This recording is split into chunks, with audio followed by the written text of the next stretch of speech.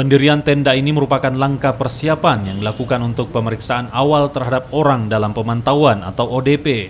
Panglima Kodam 14 Hasanuddin yang meninjau kesiapan Rumah Sakit Pelamodia menjelaskan, fungsi tenda tersebut untuk mengantisipasi supaya pasien tidak bercampur dengan pasien penyakit lainnya.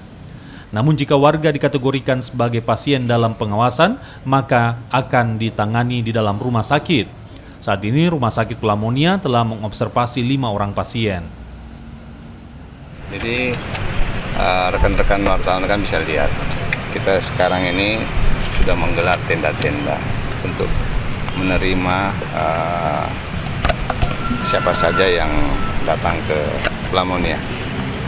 Jadi, kita menggelar ada 24 tenda.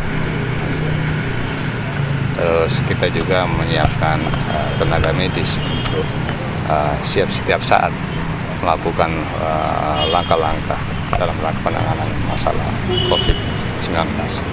Kira-kira seperti itu.